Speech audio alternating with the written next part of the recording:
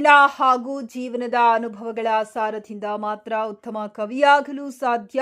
SV. Patil, Gunduru. Gangavathi. ಬರೆದಿದ್ದು ಗೀಚಿದ್ದು ಕವನವಲ್ಲ.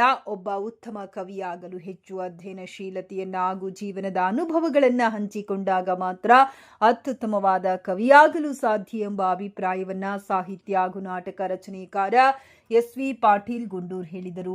ಶನಿವಾರದಂದು ಕನ್ನಡ ಜಾಗೃತಿ ಭವನದಲ್ಲಿ ತಾಲೂಕು ಚುಟುಕು ಸಾಹಿತ್ಯ ಪರಿಷತ್ ಗಂಗಾವತಿ, ಶ್ರೀ ರಾಜರಾಜೇಶ್ವರಿ ಜಾನಪದ ಸಾಂಸ್ಕೃತಿಕ ಕಲಾಭಿವೃದ್ಧಿ ಸಂಘ ಅರಳಿಹಳ್ಳಿ ಇವರ ನೇತೃತ್ವದಲ್ಲಿ ಆಯೋಜಿಸಿದ ಡಾಕ್ಟರ್ ಪಂಡಿತ್ ಪುಟ್ಟರಾಜ್ ಕವಿ ಗವಾಯಿಗಳವರ ಕವಿಗೋಷ್ಠಿ ಸಮಾರಂಭದ ಅಧ್ಯಕ್ಷತೆಯನ್ನ ವಹಿಸಿ ಮಾತನಾಡಿದರು. ಭತ್ತದ ಕಣಜ ಎನಿಸಿದ ಗಂಗಾವತಿ ವಿಧಾನಸಭಾ ಕ್ಷೇತ್ರ ಭಾಗದಲ್ಲಿ ದಿನದಿಂದ ದಿನಕ್ಕೆ ಕವಿಗಳ ಸಂಖ್ಯೆ ಹೆಚ್ಚಾಗುತ್ತಿರುವುದು ಪ್ರಶಂಸೆಯ ಕಾರ್ಯವಾಗಿದೆ.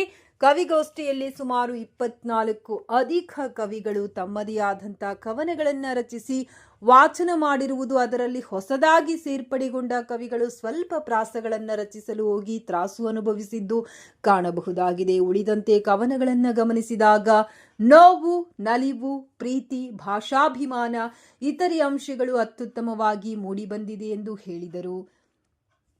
ಈ ಸಂದರ್ಭದಲ್ಲಿ ದಂತವೈದ್ಯ ಡಾಕ್ಟರ್ ಶಿವಕುಮಾರ್ ಮಾಲಿ ಪಾಟೀಲ್, ಪಂಪಣ್ಣ ನಾಯ್ಕ್, ಚುಟುಕು ಸಾಹಿತ್ಯ ಪರಿಷತ್ತಿನ ಜಿಲ್ಲಾಧ್ಯಕ್ಷ ರುದ್ರಪ್ಪ ಭಂಡಾರಿ, ವೆಂಕಟೇಶ್ ದರೋಜಿ, ಎಸ್.ಬಿ. ಹಿರೇಮಠ್, ಕೆ.ಎಫ್. ಮುದ್ದಾಬಳ್ಳಿ ಸೇರಿದಂತೆ ಇತರರು ಉಪಸ್ಥಿತರಿದ್ದರು.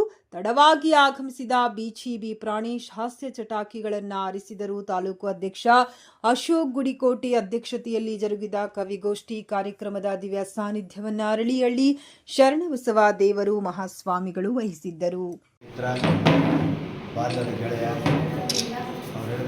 ಇನ್ನೊಂದು ಕಾರ್ಯಕ್ರಮ ಸುರೇನಗರದಲ್ಲಿ ಇತ್ತು. ಕಾರ್ಯಕ್ರಮ ಅಲ್ಲಿ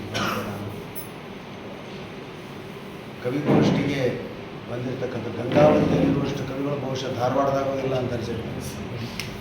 ಇತ್ತೀಚಿನ ದಿನಗಳಲ್ಲಿ ಕವಿಗೋಷ್ಠಿ ಮತ್ತು ಲೇಖನ ಸಾಹಿತ್ಯ ಬಹಳ ಅದ್ಭುತವಾಗಿ ಬೆಳೀತಾ ಇದೆ ಗಂಗಾವತಿ.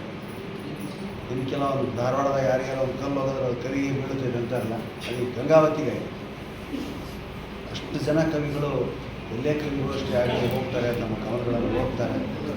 ನಾನು ಹೇಳೋದು ಒಂದೇ ಒಂದು ಏನು ಅಂದರೆ, ಬರೆಯುವ ಮುನ್ನ ಓದಿರಿ ಅಂತ. ಭಾಳಷ್ಟು ಜನ ಓದೋದಿಲ್ಲ. ಈಗ ನಾನೇ ಬರೀತೀನಲ್ಲ, ಯಾಕೆ ಓದಬೇಕು? ನಾನು ಎಂದೂ ಬರೆದಿಲ್ಲ, ಕವನಗಳನ್ನು ಬರೆದಿಲ್ಲ. ನಾನು ಲೇಖನಗಳನ್ನು ಬರೆಯೋದು, ಅಂಕಣ ಬರಿತಿದ್ದೆ. ಇಲ್ಲಿ ವಿಶ್ವವಾಣಿ ಪತ್ರಿಕೆಯಲ್ಲಿ ಒಂದು 9 ಪುಸ್ತಕ ಅದರ ಪ್ರಿಂಟ್ ಆಗುತ್ತೆ. ಕಾವ್ಯ ಅಂದರೆ ಏನು ಅಂತ ನೀವು ಹೇಳೋದು ಬೇಕಿಲ್ಲ.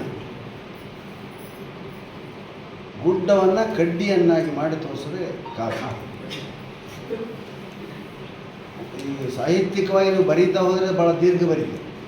ಆದರೆ ಸಣ್ಣ ಅಕ್ಷರಗಳಿಂದ ಅದನ್ನು ಹಿಂಡಿ ಒಂದು ರಸವನ್ನು ಕೊಡುವಂಥ, ಇಡೀ ಸಾಹಿತ್ಯ ಒಂದು ಹಣ್ಣಾದರೆ ಅದನ್ನು ಹಿಂಡಿ ರಸ ಮಾಡಿಕೊಂಡು ಗ್ಲಾಸೆಲ್ಲ ಕಂಡು ಕುಡಿಯೋದಲ್ಲ, ಅದು ಕವನ, ಕಾವ್ಯ ಅನಿಸ್ತು.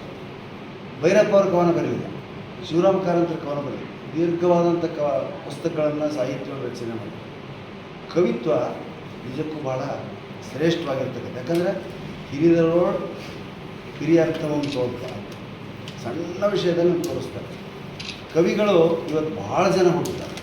ನೀವು ಹೇಳ್ತೀವಿ ತಪ್ಪು ತಿಳ್ಕೊಬೇಡ್ರಿ, ಎಲ್ಲ ಕವಿಗಳು ಭಾಳ ಓದಂಗಿಲ್ಲ. ನೀ ಏನು ಓದಿಯಪ್ಪ, ನೀ ಕವನದ ಬಗ್ಗೆ ಕವನ ಬರೀತೀಯಲ್ಲ, ನಿನಗೆ ಯಾರು ಮಾದರಿ ಅಂತ ಕೇಳಿದ್ರೆ ನನಗೆ ಯಾಕೆ ಮಾದರಿ ಬೇಕು? ನಾನು ಬರೀತೀನಲ್ಲ, ಯಾರನ್ನೇ ಕೇಳಿ ನೀ ಯಾರು ಹೆಚ್ಚು? ನಾ ಫಸ್ಟ್ ಕೇಳೋದು ಪ್ರಶ್ನೆ, ಮೈಸೂರಿಂದ ಹಿಡ್ಕೊಂಡು ನಮ್ಮ ಗಂಗಾವತಿ ತನಕ ಹೇಳ್ತೀನಿ ನಾನು. ಕವಿಗಳು ಕವಿಗೋಷ್ಠಿ ಆದಮೇಲೆ ಅನೇಕ ಸಾರಿ ಅಧ್ಯಕ್ಷಾಧಿಕಾರಿ ಅಂತ ಕರೆದಿರ್ತಾರೆ, ಅಥವಾ ನನ್ನ ಹಾಸ್ಯ ಸಂಜೆ ಇರ್ತೈತೆ. ಆಮೇಲೆ ಕೇಳಿದ್ರೆ ನಾನು ಯಾರ್ದು ಓದಂಗಿಲ್ಲ. ಮತ್ತು ಯಾರ್ದು ಓದಂಗಿಲ್ಲ, ನಾನು ನಿಂದು ಯಾರು ಓದ್ಬೇಕು? ಬೀಚಿಯವರಿಗೆ ಗೌರವ ಇರ್ತಕ್ಕಂಥವರು ಕೂಡ ನಮ್ಮ ಭಾಷಣಕ್ಕೆ ಬರ್ತಾರೆ. ಇಲ್ಲ ಬೀಚಿಯವರು ಓದಾರ, ಬೀಚಿಗೆ 1-2 ಹೇಳ್ತಾರೆ. ನಾವು ಅದಕ್ಕೆ ನಿಮ್ಮಲ್ಲಿ ಎಷ್ಟು ಜನ ಯಾವ ಒಬ್ಬ ಕವಿಯನ್ನು ಆರಿಸ್ಕೊಂಡು, ಹೆಂಗೆ ನಾವು ಒಬ್ಬ ವ್ಯಕ್ತಿನ ಅಥವಾ ಗೆಳೆಯನ್ನು ಆರಿಸ್ಕೊಂಡು ಒಬ್ಬ ಕವಿನ ಆರಿಸ್ಕೊಂಡು ಚೂಸ್ ಎನ್ ಆಥಾರ್ ಅಂತ ಹೇಳ್ತಾರೆ ಇಂಗ್ಲೀಷ್. ಯಾರು ಸ್ವಲ್ಪ ನೀವು ಶ್ರೇಷ್ಠ ಕವಿಗಳನ್ನು ಯಾರು ನೀವು ಒಪ್ಕೊಂಡು ಅವ್ರು ಓದಿ ಸ್ವಲ್ಪ ಯಾರು ಹೇಳ್ತೀರಾ? ಇರ್ತೀರ ನೀವು ಯಾವ ಕವಿನ ಮೆಚ್ಚಿಗೆ? ನೀವು ಯಾವ ಕವಿನ ಮೆಚ್ಚಿ ಕವನ ಬರೆಯಬೇಕು? ಹಾಂ, ಹಾಂ. ಹೀಗೆ ಒಬ್ಬ ಗೆಳೆಯನನ್ನು ಹೇಗೆ ಆರಿಸ್ಕೊಳ್ತೀವಿ ಹಾಗೆ ಕವಿಯನ್ನು ಆರಿಸ್ಕೊಳ್ತಾರೆ. ಗೆಳೆಯ ಹೆಂಗೆ ನಮ್ಮ ಕೈಯಲ್ಲಿ ನಮ್ಮ ಸಮಯದಲ್ಲಿ ಸಹಾಯ ಮಾಡ್ತಾನೋ ಹಾಗೆ ಕವಿತ್ವದಲ್ಲಿ ಕೂಡ ನಾವು ಓದಿರ್ತಕ್ಕಂಥ ಕವಿ ನಮಗೆ ಸಹಾಯ ಮಾಡ್ತಾನೆ. ನಾನು ಡಿ ಸಿ ಅವ್ರನ್ನ ಆರಿಸಿಕೊಂಡೆ.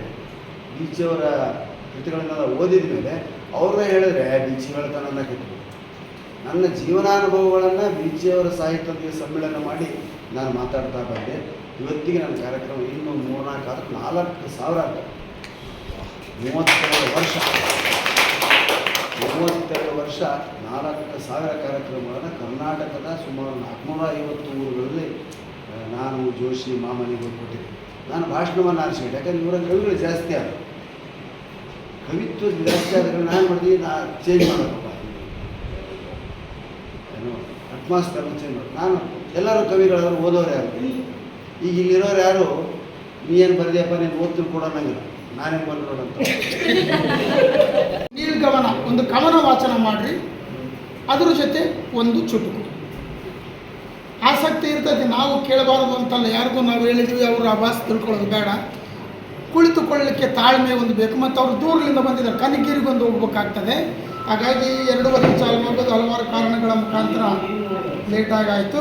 ಆದಷ್ಟು ತೀವ್ರ ಮೇ ಒಳಗೆ ಒಂದು ಸಮ್ಮೇಳನ ನಿಮ್ಮೆಲ್ಲರ ಸಹಕಾರದಿಂದ, ನಾವು ಅಂಗವೈಫಲ್ಯ ಅಂತ ಅವನಿಗೆ ಇಲ್ಲ ಅನ್ನೋದು ಹೇಳಿದ್ರಲ್ಲ, ನಿಜವಾಗ್ಲೂ ದೊಡ್ಡ ಮಹತ್ವಾಕಾಂಕ್ಷಿ ಮನುಷ್ಯ ಆತ.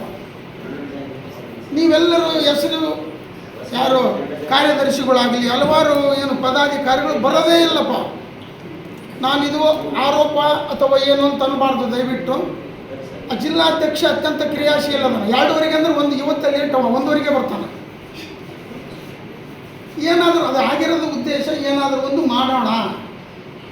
ಕುರಿತೋದಯಂ ಕಾವ್ಯ ಪ್ರಯೋಗ ಪರಿಣತ ಮತಿಗಳು ಈ ನೆಲದ ಮಣ್ಣಿನ ಸತ್ಯ ಮತ್ತು ಸತ್ವ. ಹಾಗಾಗಿ ಎಲ್ಲರೂ ಹಾಗೆ ಇದ್ದೀರಿ.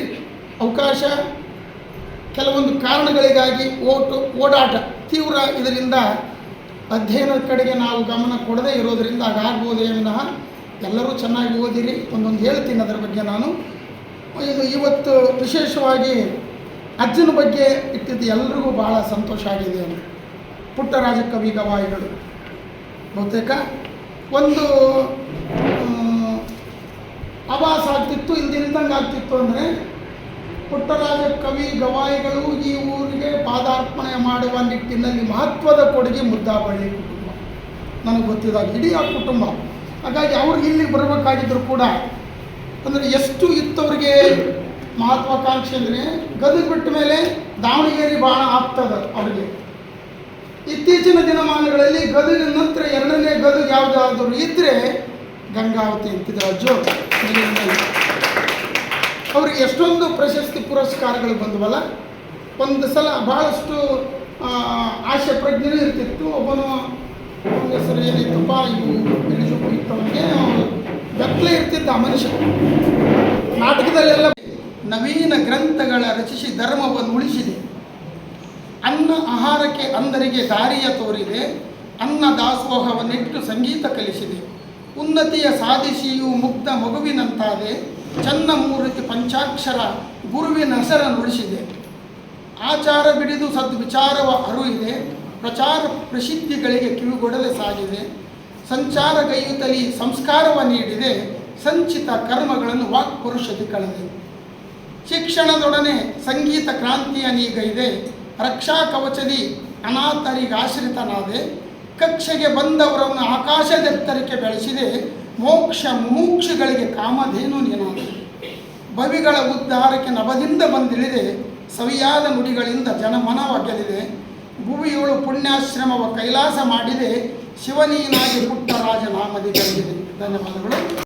ಮನಸ್ಸು ಒಂದು ಅಶ್ವದಂತೆ ಓಡುತ್ತಿರುವುದು ನಿಲ್ಲದೆ. ಎಲ್ಲೆ ಮೀರಿ ಸಾಗುತ್ತಿರುವುದು ಗೊತ್ತು ಗುರಿಯು ಇಲ್ಲದೆ. ಮನಸ್ಸು ಒಂದು ಅಶ್ವದಂತೆ ಓಡುತ್ತಿರುವುದು ನಿಲ್ಲದೆ.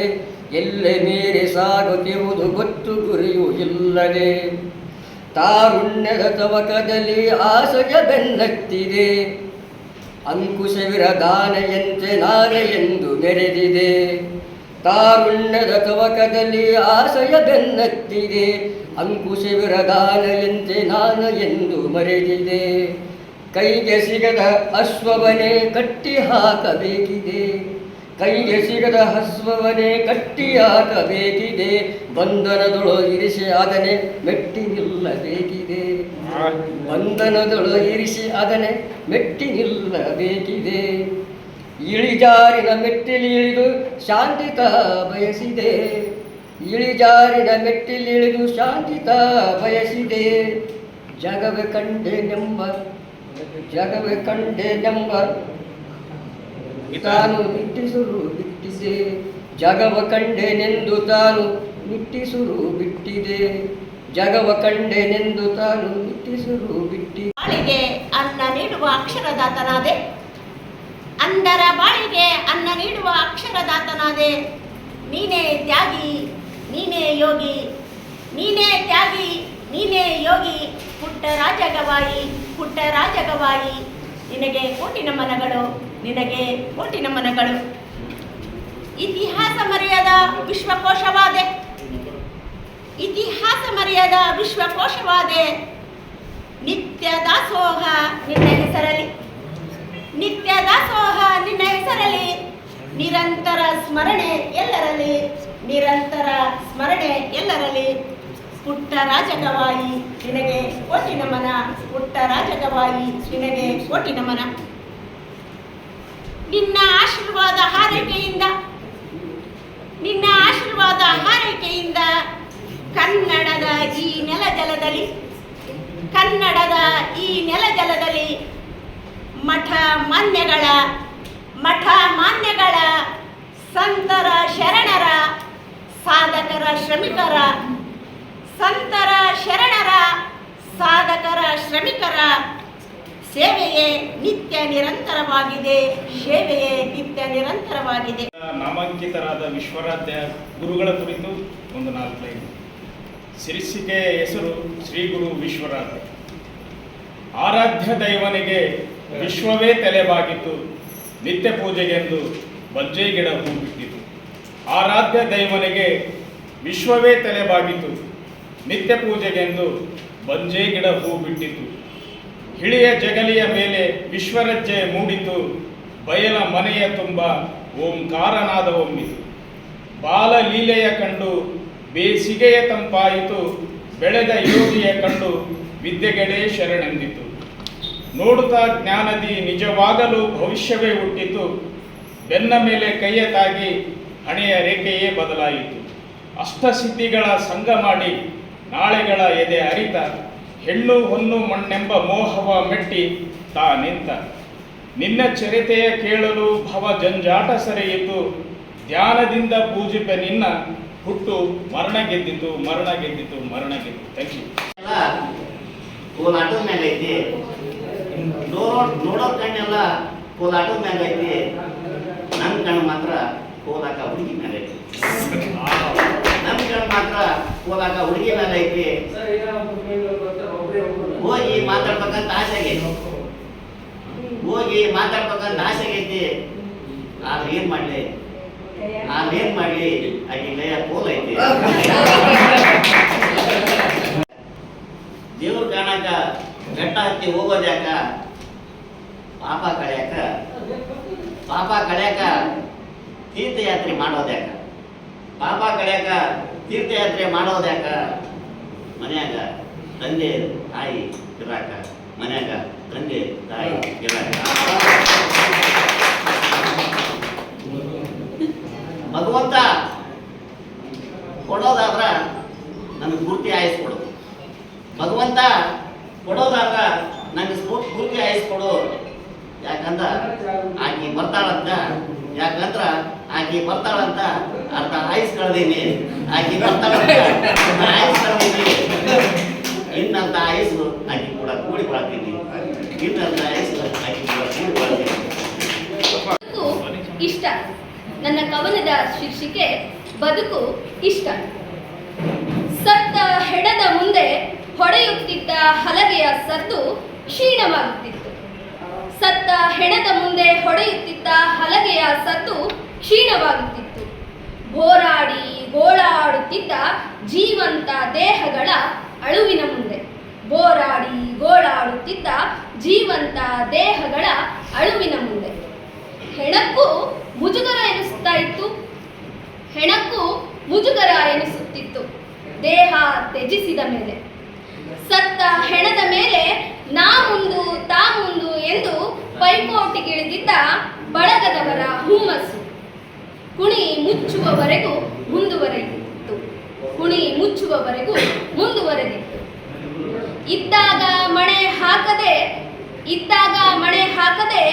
ಸತ್ತಾಗ ಮಣ್ಣೆರೆಯಲು ದಣಿದು ಮಸಣಕ್ಕೆ ಬಂದವರ ದಣಿವು ಕುಣಿ ಮುಚ್ಚಿದ ಮೇಲೆ ತಣ್ಣಗಾಗಿತ್ತು. ಮುಂದಿನ 9 ದಿನಕ್ಕೆ ಸಿಹಿ ಉಣ್ಣಲು ಅಣಿಯಾಗಿ ಮಸಣದ ಹೆಣದೆಡೆಗೆ ಬೆನ್ನು ಮಾಡಿತ್ತು. ಧನ್ಯವಾದಗಳು. ಅಶೋಕ್ ಕುಟುಂಬಕ್ಕೆ ಅವರಿಗೆ ನಾನು ಅಭಿನಂದನೆ ಸಲ್ಲಿಸ್ತಾ ಇದ್ದೀನಿ. ಈಗ ನಾವೆಲ್ಲರೂ ಇದ್ದರೂ ಎಷ್ಟೋ ಸಲ ಏನೋ ಕೆಲಸ ಮಾಡೋಕ್ಕಾಗಲ್ಲ. ಅಶೋಕ್ ಕುಟುಂಬಕ್ಕೆ ಅವ್ರು ನೋಡ್ಕೊಂಡು ನಾವೆಲ್ಲರೂ ಕಲಿಬೇಕಾಗಿದೆ. ಅವರ ಏನು ಕ್ರಿಯೇಟಿವಿಟಿ ಎಷ್ಟು 2:30ಗೆ ಬಂದು 1 ಗಂಟೆಗೆ ಬಂದು ಇಲ್ಲಿ ಎಲ್ಲರಿಗೂ ಫೋನ್ ಮಾಡಿ ಕಾಯ್ತಾ ಇದ್ದಾರೆ. ಅವರಿಗೆ ಮೊಟ್ಟ ಮೊದಲಾಗಿ ನಾನು ಅಭಿನಂದನೆ ಸಲ್ಲಿಸ್ತಾ, ನಿರಂತರವಾಗಿ ಈ ಥರ ಕವಿಗೋಷ್ಠಿಗಳು ಚುಟುಕು ಸಾಹಿತ್ಯ ಪ್ರಶಸ್ತಿಯಿಂದ ನೀಡ್ತಾ ಇದ್ದಾರೆ. ನಮ್ಮ ಭಂಡಾರಿ ಅವರು ಬಂದಿದ್ದಾರೆ. ನಾನು ಆಕಸ್ಮಿಕವಾಗಿ ಬರಬೇಕಾದ್ರೆ ಮುಗಿದಿರ್ಬೋದು ಕಾರ್ಯಕ್ರಮ ಅಂದ್ಕೊಂಡಿದ್ದೆ. ಆಸ್ಪತ್ರೆ ಮುಗಿಸಿದ ಇಬ್ಬರೇ ಬಂದು ನಮ್ಮ ಮನೆಗೆ ನಾವು ಪುಟ್ಟರಾಜ ಗವಾಯಿಗಳಿಗೆ ನಮಗೆ ಒಂದು ಭಾಳಷ್ಟು ವಿನೋಬಾದ ಸಂಬಂಧ. ನಮ್ಮ ಅಕ್ಕವರು ಅವರ ಪುಸ್ತಕ ಬರೆದಿದ್ದಾರೆ. ಪುಟ್ಟರಾಜ ಗವಾಯಿಗಳ ಪುಸ್ತಕ ಬರೆದಿದ್ದಾರೆ, ಪಂಚಾಕ್ಷರಿ ಗವಾಯಿಗಳ ಪುಸ್ತಕ ಬರೆದಿದ್ದಾರೆ ನಮ್ಮ ಅಕ್ಕ. ಆಮೇಲೆ ನಮ್ಮ ಮನೆ ಕಡೆಯಿಂದ ಅವರ ತುಲಾಭಾರನೂ ಆಗ್ತಾಯಿತ್ತು. ಆಮೇಲೆ ಈಗಿರುವಂಥ ಕಲಾವಿದರು ನಮ್ಮ ಊರ ಪಕ್ಕದ ಕಲ್ಲೂರವರು. ಹಾಗಾಗಿ ಆ ಮಠಕ್ಕೆ ನಮ್ಮ ವಿನೋಬಾದ ಸಂಬಂಧ ಇದೆ. ಆಮೇಲೆ ಹೋದ ವರ್ಷ ನಮ್ಮ ರಾಜು ಎಮ್ಮಿನವರು ಒಂದು ಹಾಡನ್ನು ತಂದು ನಮ್ಮ ಪುಟ್ಟರಾಜ ಗವಾಯಿಗಳದ್ದು ಹಾಡನ್ನು, ಆ ಹಾಡಿನಲ್ಲಿ ನಮ್ಮ ಮಗ ಪ್ರಥಮ ಅವರು ಗುರುಗಳಾಗಿ ಪಂಚಾಕ್ಷರಿ ಗುರುಗಳಾಗಿ ಆ್ಯಕ್ಟಿಂಗ್ ಮಾಡಿದರು. ಈಗಾಗಲೇ 3.5 ಲಕ್ಷ ಜನ ಅದನ್ನು ಹಾಡನ್ನು ನೋಡಿದ್ದಾರೆ.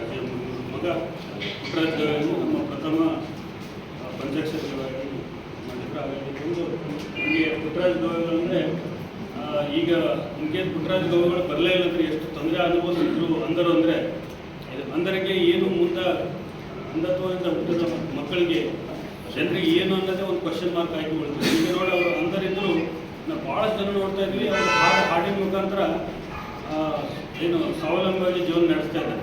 ಹಾಗೆ ಅದೊಂದು ದೊಡ್ಡ ಏನಂದರೆ ನಮ್ಮ ನಾಡಿಗೆ, ನಮ್ಮ ದಕ್ಷಿಣ ಭಾರತದಲ್ಲಿ ಒಂದು ದೊಡ್ಡ ಹಾದಿಯನ್ನು ಹಾಕಿಕೊಟ್ಟರು ಪುಟ್ಟರಾಜ ಗವಾಯಿಗಳು. ಅವರಿಗೆ ಕಣ್ಣು ಕಾಣಲೇ ಇಲ್ಲ ಅಂದರೂ ನನಗೆ ಆದಂಥ ಎಲ್ಲ ತೊಂದರೆಗಳು ನನ್ನ ಇತರ ಅಂಧರಿಗೆ ಆಗಬಾರ್ದಂತ ಎಲ್ಲರಿಗೂ ಒಂದು ಸ್ವಾಭಿಮಾನಿಯಾಗಿ ಬದುಕಲಿಕ್ಕೆ ಒಂದು ಏನು ಸಂಗೀತವನ್ನು ಬಳವಳಿಯಾಗಿ ಕೊಟ್ಟರು. ಹಾಗಾಗಿ ಸಂಗೀತನೂ ಬೆಳೆದು ಅವ್ರ ಜೊತೆ ಅವ್ರ ಹೆಸರು ಬೆಳೀತು. ಆಮೇಲೆ ಅವರು ಸ್ವಾವಲಂಬಿಯಾಗಿ ಬರ್ತಾ ಇದ್ದಾರೆ. ಹಾಗಾಗಿ ಇಂಥ ಮಹನೀಯರು ನಮ್ಮಲ್ಲಿ 4 ಜನ ನಾವು ನಮ್ಮ ಕಾಲಘಟ್ಟದಲ್ಲಿ ನಾವು ನೋಡಿದ್ದೀವಿ. ಪುಟ್ಟರಾಜ ಗವಾಯಿಗಳು, ಸಿದ್ದೇಶ್ವರ ಶ್ರೀಗಳು, ಆಮೇಲೆ ನಮ್ಮ ಪೇಜಾವರ ಶ್ರೀಗಳು ಮತ್ತು ಶಿವಕುಮಾರ್ ಶ್ರೀಗಳು. 4 ಜನ ನಾವು ನಮ್ಮ ಕಾಲಘಟ್ಟದಲ್ಲಿ ನೋಡಿದ್ವಿ. ಅವರ ಸಾಧನೆಯನ್ನು ನಾವು ನೋಡಿದ್ವಿ. ಹಾಗಾಗಿ ಇಂಥ ನಾನು ಮಾತಾಡಲ್ಲ, 5 ನಿಮಿಷಕ್ಕಿಂತ ಜಾಸ್ತಿಯಲ್ಲಿ ಮಾತಾಡಲ್ಲ. ಈ ಥರ ಅವಕಾಶ ಮಾಡಿಕೊಟ್ಟಿದ್ದಕ್ಕೆ